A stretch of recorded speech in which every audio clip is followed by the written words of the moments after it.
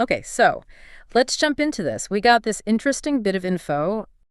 The Broadcasting in Russian Handbook Summer 2025 edition. Right. So our mission really is to just unpack what this is, what's inside, and, why it might be interesting for you, especially if you follow Russian broadcasting stuff. And the source itself is kind of interesting, too, isn't it? It traces back. Yeah. Yeah, Sipik RUS-DX number 1342, that's edited by Anatoly Klepov. Okay.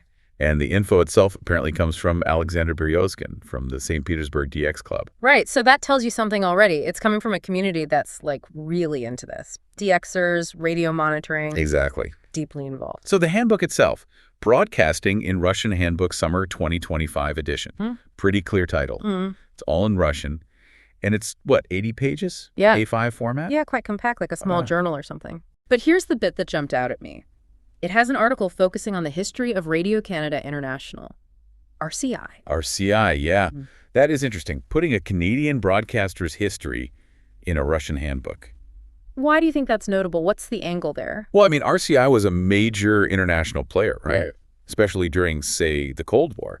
So seeing its history explored from a Russian perspective, Yeah. that could offer some unique insights. Yeah, like how its broadcasts were received, or maybe the technical side, or the cultural impact from their point of view. Precisely. It could touch on communication strategies, cultural exchange. Yeah. Lots of potential angles depending on how they frame it.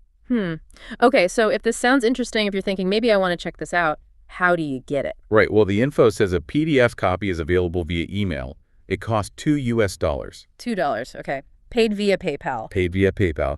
But they give specific email addresses just for inquiries. This is important. Ah, good point. What are they? dxspb@nrex.spb.ru.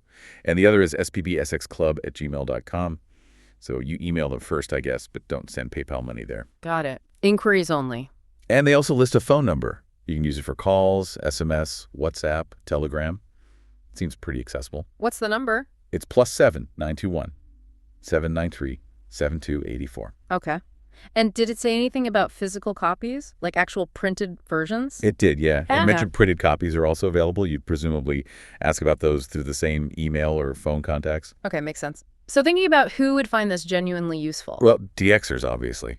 The radio listening hobbyists. Definitely them, but maybe broader than that too. I think so.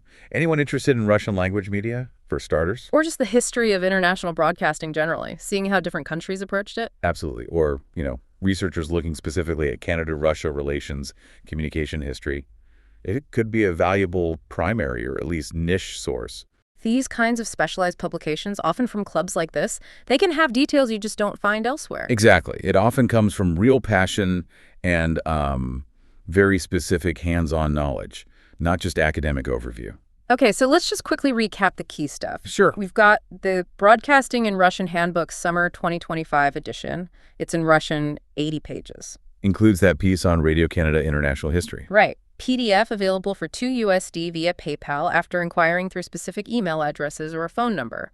Printed copies also potentially available. And the contact emails are dxspb@nres.spb.ru and spbsclub@gmail.com, phone +7 793 7284. Perfect. So that brings us to a final thought, maybe something for you to consider. Oh, Chisholm. While this handbook feels quite niche, right, it makes you wonder, Yeah. what other hidden histories or, specialized publications are out there? Things quietly documenting global communication or specific cultural takes? That's a great question. Like, what insights are tucked away in sources we might normally overlook just because they aren't mainstream? What could you learn by digging into those less conventional places?